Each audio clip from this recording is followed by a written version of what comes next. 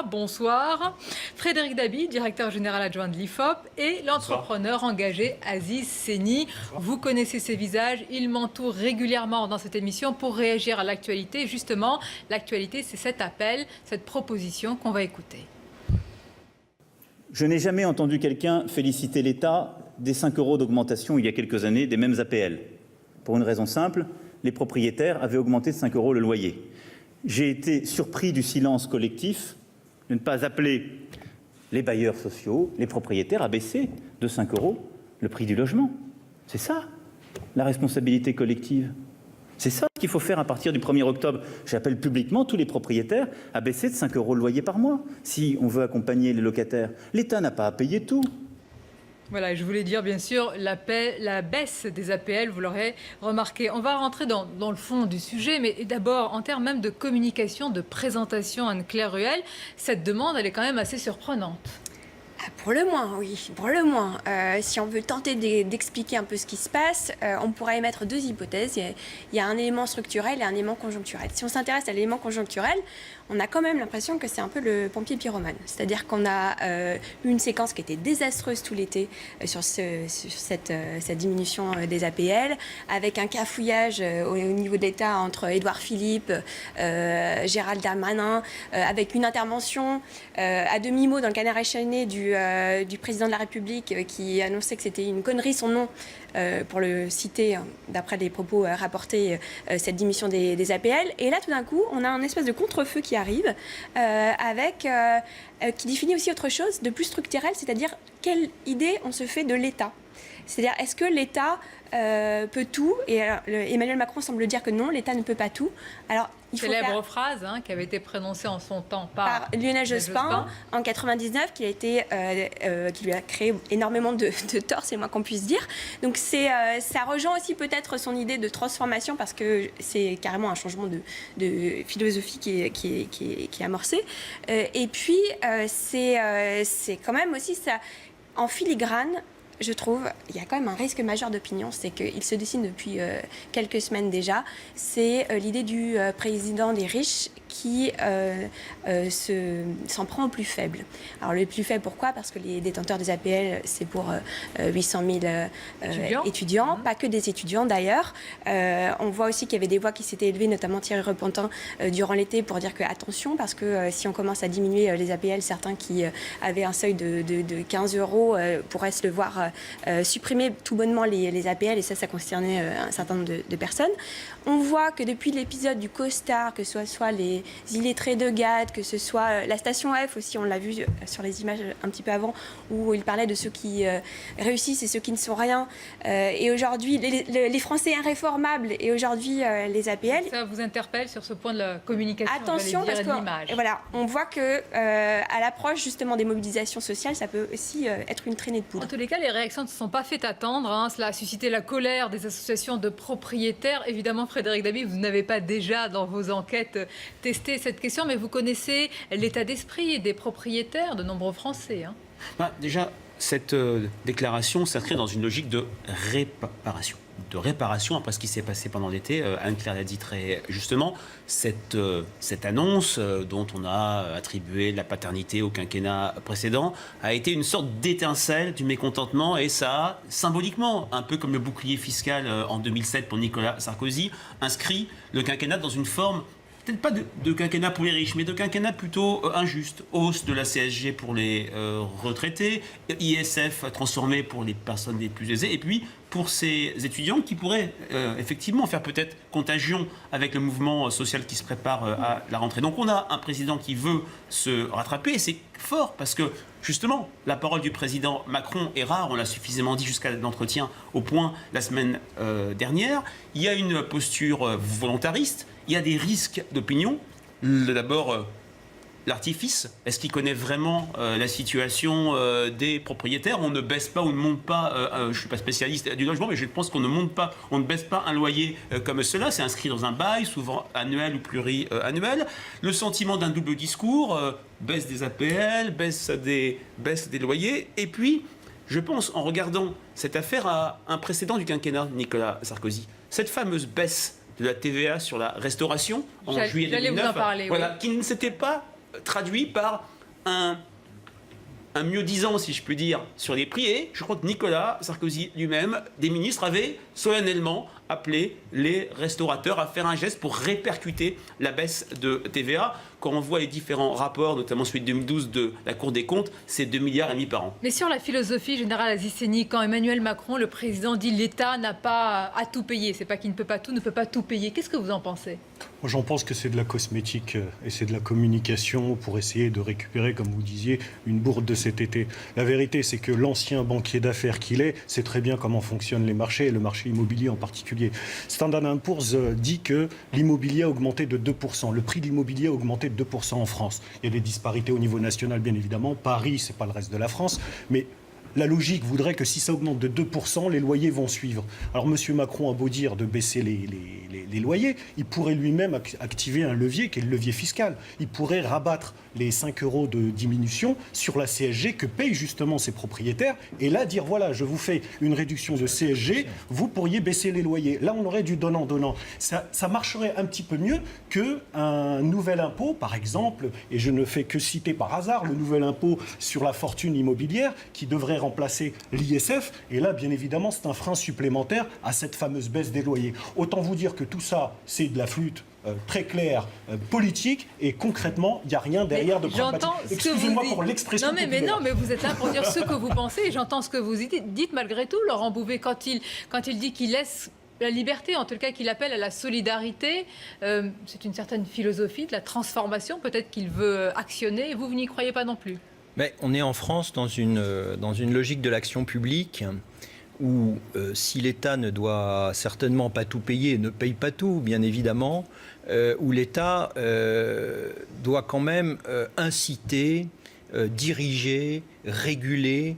Et ce qui vient d'être dit sur la fiscalité est évident. C'est-à-dire que si on veut véritablement agir pour la baisse des loyers, il y a des instruments d'État, de la régulation, qui vont évidemment bien au-delà de l'appel à la solidarité, à la responsabilité des propriétaires. Je ne redis pas tout ce qui a été dit, avec quoi je suis entièrement d'accord. Simplement là, on est dans le cœur de ce qu'on pourrait appeler le macronisme.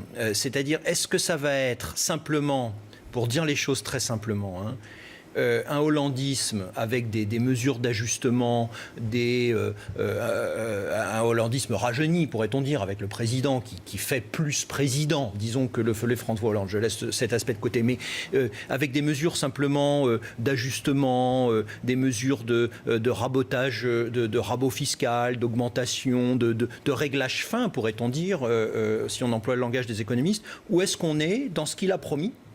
Et à mon avis, ce qui a fait le cœur de son élection, que ce soit chez les retraités, que ce soit certainement chez les propriétaires, etc., également chez une partie des jeunes qui sont prêts à entreprendre, etc., c'est-à-dire la transformation en profondeur de la société, des réformes de structure. Cette histoire des appels de 5 €, tout ce qui a été dit, je rajoute simplement une chose, c'est que c'est apparu comme une espèce de petite demi-mesure, pas très juste, on l'a dit pour les étudiants, pas avec un gros impact, on vient de le dire, sur les loyers, finalement, pour rien, alors que ça a enflammé la lande. Et oui. Là, au lieu de prendre à bras-le-corps la fiscalité des aides, de l'aide publique au logement, est-ce que c'est à la personne, est-ce que c'est à la pierre de réfléchir globalement comment on peut faire? Est-ce qu'on fait des réductions d'impôts pour les propriétaires dont les logements sont occupés par des locataires et pas de réduction pour ceux qui ne sont pas occupés, des choses de ce type qui agissent sur le marché de l'immobilier? Là, ça fait vraiment petite mesure, rabotage. On est dans l'à peu près, et c'est pas l'image qu'a donné le candidat. Il a lancé cet appel, si je puis dire, Anne-Claire Ruel. C'était un discours quand même très formel devant les préfets aujourd'hui. Donc il a estimé qu'il était nécessaire de lancer cet appel pour récupérer, je reprends votre mot, ce que vous avez dit, une bourde. On voit bien qu'il a peur que ça se transforme, peut-être pas en boulet, mais en tous les cas que c'est un point de crispation aujourd'hui. Ah oui, c'est un point de crispation. Je pense qu'il a, pour revenir sur l'idée du macronisme, je pense qu'il a sous-estimé les enjeux budgétaires. Parce que ça, finalement, c'était aussi quelque chose qui a été voté dans le précédent budget de François Hollande. Et tout ce qui le fait tomber en ce moment et tout ce qui fait chuter C'est ça... l'héritage, selon vous. Exactement. C'est pas que l'héritage, mais c'est tout ce qui est lié à des réformes budgétaires, que ce soit sur les dépenses de l'armée, que ce soit sur les APL, que ce soit sur la hausse de la CSG. D'ailleurs, on pourrait faire un parallèle assez intéressant sur la hausse de la CSG pour les retraités, où il appelle justement une forme de solidarité des plus anciens pour les plus jeunes. Et puis aujourd'hui, voilà, on une forme de solidarité des propriétaires pour les locataires. Est-ce qu'on peut quand même pas... On peut demander des efforts aux propriétaires aussi? Alors, mais la question en jeu, c'est plutôt celle des dépenses contraintes. C'est ça la question en jeu. Sur la question des efforts, quand on interroge les Français qui sont prêts à faire des efforts, la réponse est oui, mais ils attendent toujours des sortes de prérequis, de conditions sine qua non. D'abord des efforts réciproques, qui n'est pas ce sentiment d'injustice comme ça a été perçu dans le baromètre IFOP Fiducial Match d'aujourd'hui. On voit Emmanuel Macron qui perd 10 points. Il reste à un niveau élevé, c'est moins gênant dans un contexte de fin de bipolarisation, mais il perd beaucoup auprès de sympathisants de gauche. On attend qu'il y ait une vraie réciprocité des efforts et on attend que l'État donne l'exemple le premier. Et là, c'est vrai, je partage ce qu'a dit Anne-Claire. Il y a beaucoup, quand on lit l'interview du Point, beaucoup de grandes réformes. Et là, on est sur le macronisme de la campagne qui est moins sur la réforme que sur la transformation. Il y a peu de choses sur les aspects fiscaux. Il ne faut pas oublier que c'est un sujet inflammable en France. C'est le sujet sur lequel François Hollande s'est, entre guillemets, fracassé dès septembre 2012. Et c'est un sujet sur lequel les Français attendent justement répartition des efforts et réciprocité avec l'exemple donné par l'État. Aziz Seni. Moi, je pense que le risque aussi, c'est que les téléspectateurs, les Français, perçoivent cet appel comme un vœu pieux, comme une sorte C'est la véritable question. Hein. Une incapacité à agir. Parce que si je suis président et que j'en suis à demander, s'il vous plaît, veuillez agir, c'est que mes leviers, soit je ne les connais pas, soit je suis incapable d'agir dessus. Je pense que là encore, ce qu'attendent les Français, c'est de l'action. Alors, elle peut être tranchante, elle peut être segmentante. On est d'accord ou pas avec l'action qui est prise, mais de l'action. C'est un petit peu ce qu'il nous a vendu pendant la présidentielle. En marche, c'est un mouvement vers une destination qu'il a choisie. Et aujourd'hui, ce mouvement, il se traduit par une sorte de message qui est un petit peu flou et qui finalement nous renvoie, et vous l'avez dit tout à l'heure, à un Lionel Jospin qui dit « Je suis désolé, je ne peux pas faire plus que d'appeler à, s'il vous plaît, monsieur les propriétaires, baisser les loyers ». C'est un peu court, c'est un peu juste. Laurent Bouvet. Oui, je suis tout à Mais fait je note d'accord. qu'ici, vous êtes tous pour un interventionnisme d'État, quand même. Non, C'est un petit peu la marque de notre pays. Pas interventionnisme, il y a différentes manières. Vous mettez une nuance, oui. Pour l'État Vous mettez le d'agir. curseur, L'action dites-moi. publique peut prendre différentes formes. L'incitation fiscale peut aller dans un sens ou dans un autre. On n'est pas du tout dans l'interventionnisme au sens de l'étatisme ou d'une forme poussée d'augmentation des impôts, de tout financer par l'impôt, etc. Ça pose aussi en filigrane tout ce qu'on vient de dire quand même sur l'action publique, le fait qu'il n'y ait plus beaucoup de leviers. Et c'est aussi ce qu'est en train de découvrir. Alors, est-ce qu'il le découvre, est-ce qu'il le savait, mais qu'il l'a... Il était ministre de l'économie. Il l'a caché, mais sa campagne n'a pas pendant été. sa campagne. Il a été suffisamment habile pour expliquer aux Français qu'il pourrait faire plus par volontarisme. Mais on voit bien que la contrainte, si on revient à des choses plus macro, la contrainte européenne empêche évidemment toute politique monétaire, bien évidemment, puisqu'on est dans l'euro, avec la Banque Centrale Européenne, etc. Il n'y a pas beaucoup de marge de manœuvre du point de vue Là, vous citez de toutes la les contraintes. fiscalité. On voit que Il fige son action. la l'action réforme du Code du travail, qui est très débattue en ce moment, les ordonnances, comme elle l'avait été avec la loi El Khomri, finalement, quand on regarde, au fond, ce sont des ajustements, il y a certains éléments importants, mais ce n'est pas un bouleversement général. Par exemple, on pourrait citer comme bouleversement général, si vous me demandiez un exemple, la fin du contrat à durée indéterminée et la fin du CDD, le contrat unique que proposent les organisations patronales, etc. Sur la retraite, on va voir ce qui se passe. S'il y a ce grand projet de retraite à points qu'avait proposé Emmanuel Macron dans sa campagne et qu'il réussit à le mettre en œuvre, ça sera un changement fondamental. Et nous verrons si avec c'est l'avancée de simplement ces un réformes. ajustement, comme on dit, sur la retraite des paramètres, l'âge auquel on part en retraite, le nombre de trimestres, etc., on sera à nouveau dans quelque chose qui a été fait depuis maintenant des années, des décennies. Frédéric Dabi, vous avez beaucoup de réactions sur les réseaux sociaux sur les conséquences en termes d'image, d'opinion de cette décision sur les APL. Est-ce que véritablement c'est ce qui explique bien le trou d'air ou la chute de popularité du président. Ce n'est pas que ça, mais je pense que c'est le symbole. Ça a été, j'ai appelé ça l'étincelle. Il y a d'autres choses. Il y a, par rapport à ce que vous avez dit, un sentiment de décalage entre une campagne extrêmement volontariste, une campagne relativement positive. Il n'y a pas eu les discours churchilliens qu'on a eu, au contraire, dans la bouche du candidat des Républicains, François Fillon, sur l'État en faillite, etc. Et l'action telle qu'elle est mise, et les critiques qu'on n'avait pas vues depuis le quinquennat de François Hollande en termes de promesses non tenues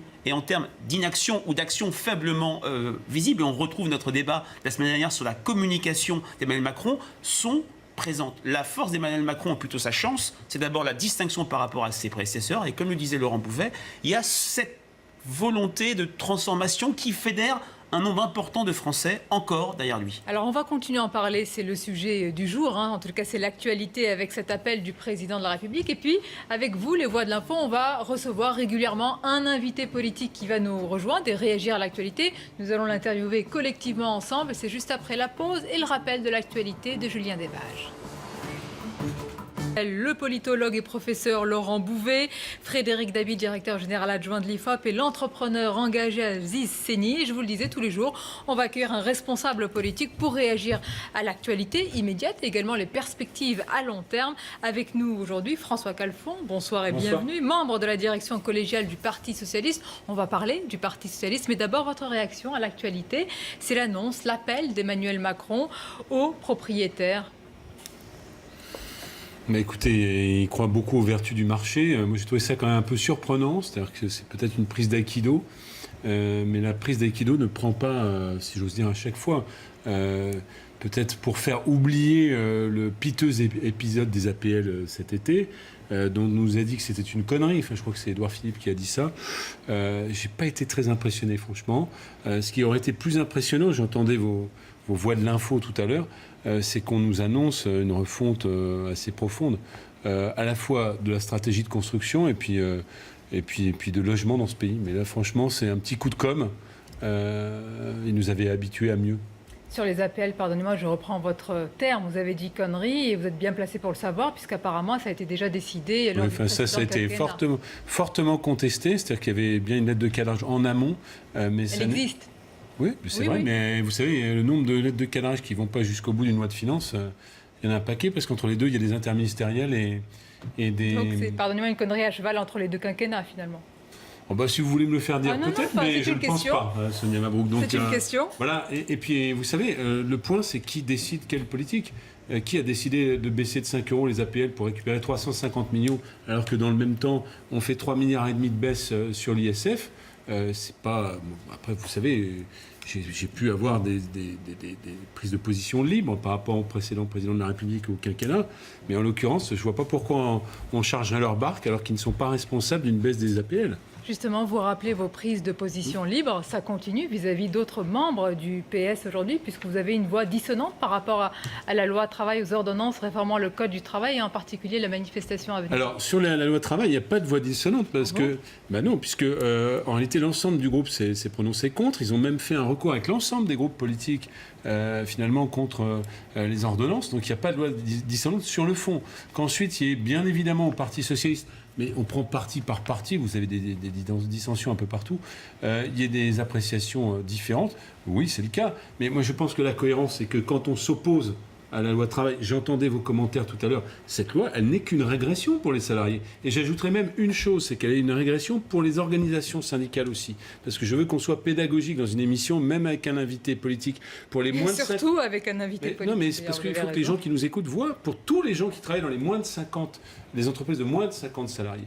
C'est la fin du mandatement syndical pour négocier. C'est la fin de l'accord d'entreprise qui est finalement adoubé par les branches professionnelles. Et dans les moins de 20 salariés, vous savez comment ça se passe ? Dans une boulangerie, par exemple, avec pas mal de salariés, le chef d'entreprise pourra négocier, de qui se moque-t-on, avec un salarié de son choix, un accord d'entreprise, là où c'est dépourvu de déléguer du personnel représentant. Je vais laisser les Voix de l'Info vous poser quelques questions. Encore une question, puisque vous voulez être pédagogique et précis. Est-ce que vous serez de la manifestation le 12 septembre ? Alors, pour être contre ces pédagogique ordonnances. et précis, oui ou non ? Oui, bien sûr. J'ai Ah, dit vous que y j'étais- serez? Ah ben, évidemment. Donc ce n'est pas la même. même position que les autres Oui, mais membres là, parce que la Parti position socialiste. du Parti socialiste que je porte, qui est collective, qui est unanime, c'est que nous soutenons l'ensemble des mobilisations syndicales. Dans l'ensemble des mobilisations syndicales. Sans participation. Oui, mais enfin, moi, j'ai pas, alors encore pas de langue de bois. Moi, je soutiens pas depuis mon salon devant la télévision. Quand je soutiens, je suis présent physiquement. Donc c'est pour ça que dans ma C'est-à-dire cohérence. qui soutient depuis son salon?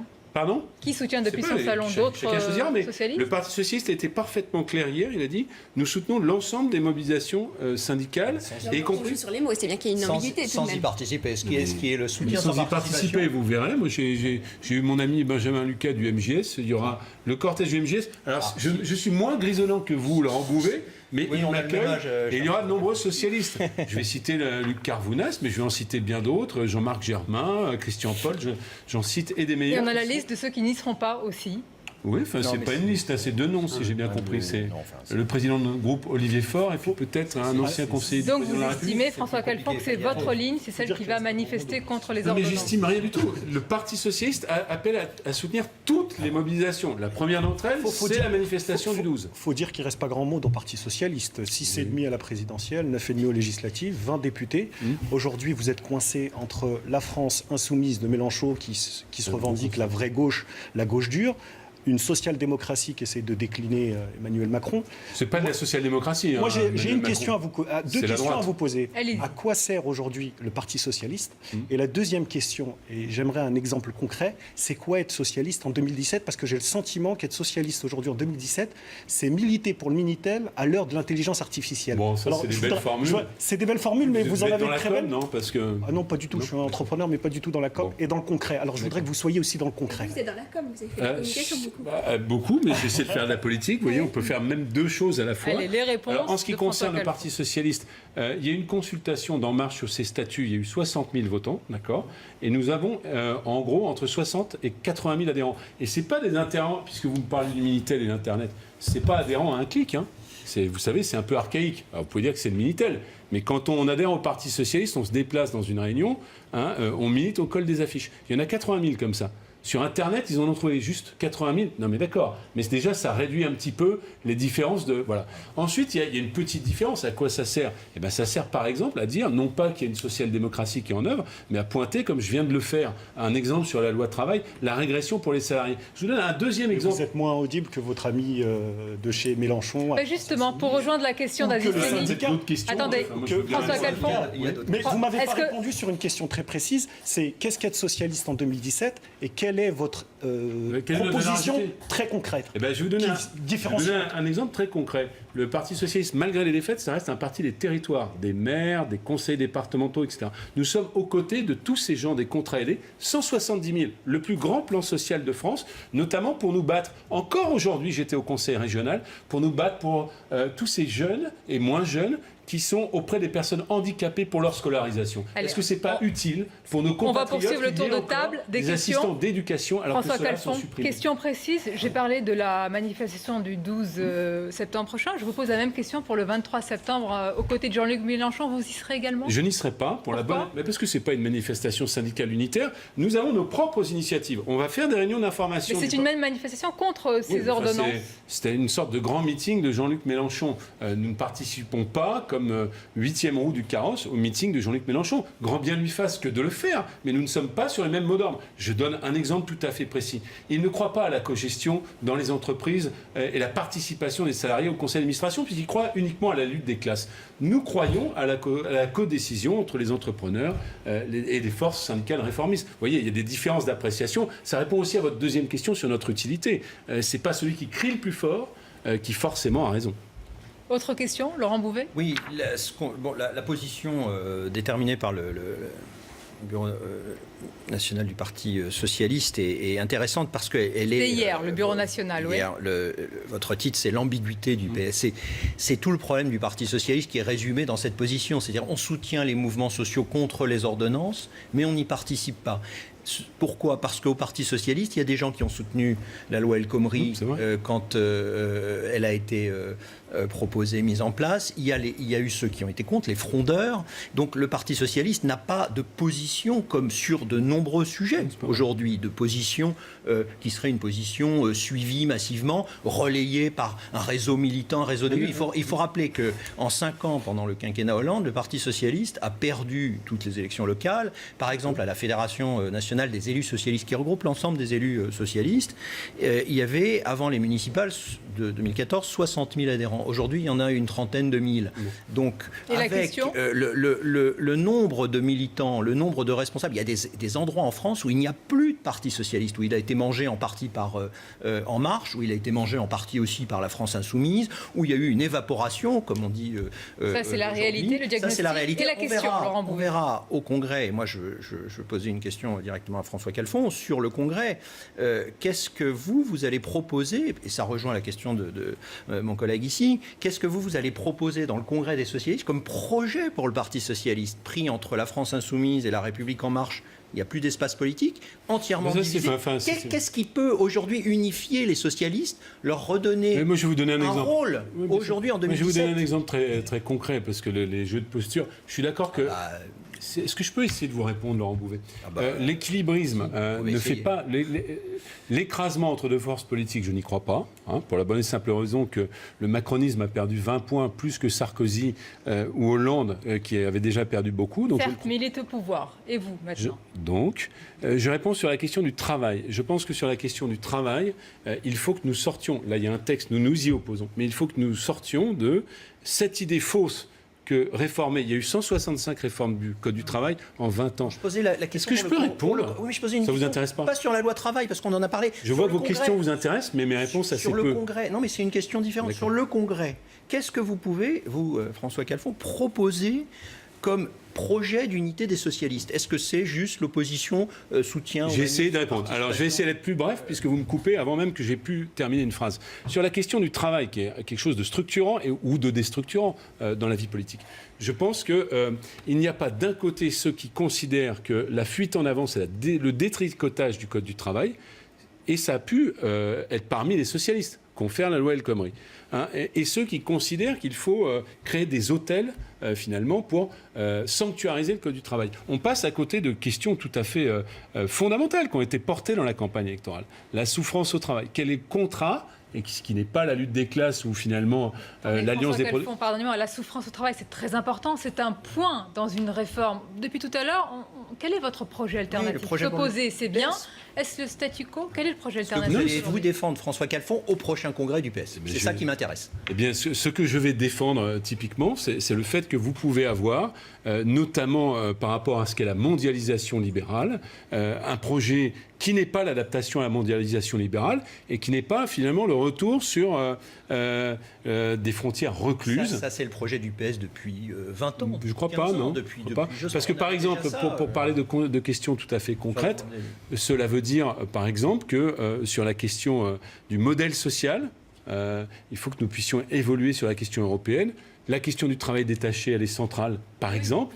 Il faut, mais vers quoi? C'est ça la question qu'on vous pose. Allez, Frédéric Dabi. Je ne sais pas. C'est des questions qui ont été au centre de l'élection présidentielle. Le Parti socialiste est sommé de répondre. Je réponds. Il a été battu sur ces questions. Attendez, pas tous en même temps. Je ne vais pas poser de questions parce que ce n'est pas mon statut de poser une question à François Calfon, qui connaît bien les enquêtes d'opinion. Il s'en est occupé au Parti socialiste. Je crois qu'on demande beaucoup trop au Parti socialiste 4 mois après des défaites aussi lourdes, et Laurent le rappelait, qui s'inscrivent dans un quinquennat de défaites jamais vues. 171 villes, une disparition dans 500 cantons, une disparition dans deux grandes régions, etc. Le Parti socialiste doit, un peu comme les Républicains, parce que c'est la même problématique, s'inscrire dans un double contexte. Un de fin de la bipolarisation, l'époque, par exemple, de 1993, où après une défaite historique, moins lourde que celle qu'il a connue, mais historique, le PS était refait une santé dans la bipolarisation gauche-droite et maintenant révolue. Il a aussi un enjeu de concurrence avec la France insoumise, avec le positionnement d'En Marche qui, c'est vrai, cette grille de lecture en termes d'injustice de l'action d'En Marche et peut-être du grain à moudre pour le Parti socialiste. Reste qu'aujourd'hui, quand je vois le baromètre IFOP fiducial pour match chez Sud Radio qui a été lâché aujourd'hui, la force qui est perçue comme incarnant le plus l'opposition à Emmanuel Macron, c'est France Insoumise à 45%, c'est 8% seulement pour le Parti socialiste. Mais incarnation de l'opposition ne veut pas dire alternance pour la France Insoumise, ne veut pas dire alternative. La France Insoumise reste un parti de protestation et c'est peut-être là qu'il y a un chemin très très escarpé. Le point me semble-t-il, c'est que la réalité des défaites électorales avant et après Hollande, c'est finalement le rétrécissement de la base sociologique du Parti socialiste. Et le Parti socialiste doit redevenir le parti dit des classes moyennes, qui sont d'ailleurs des classes attaquées. Vaste défi, hein. Et un sujet qui a été au cœur de cette campagne électorale, c'est pour ça que j'en parle, ça doit être le parti du salariat. Ce salariat, nous ne pouvons plus le considérer finalement dans la forme taylorienne, fordiste classique, puisqu'il y a un certain nombre de déstructurations. Donc quand j'ai pris cet exemple tout à l'heure... Et qu'on l'a bien entendu, encore une question, et je vais vous laisser les voix de l'info... Le revenu minimum de Benoît Hamon. Attendez, Laurent Bouvet-Pardieu. François Calfon, quel est le plus dur aujourd'hui? Ne pas avoir de leader naturel ou avoir l'héritage de François Hollande? Alors pardon, j'écoutais Quel est le plus dur Laurent Bouvet. aujourd'hui? Ne pas avoir de leader naturel ou avoir l'héritage de François Hollande? Écoutez, la question présidentielle, me semble-t-il, est une question centrale. Moi, je crois qu'on n'arrivera pas à dépasser. En réalité, on est dans un système politique qui s'hyper-présidentialise. C'est tout le paradoxe.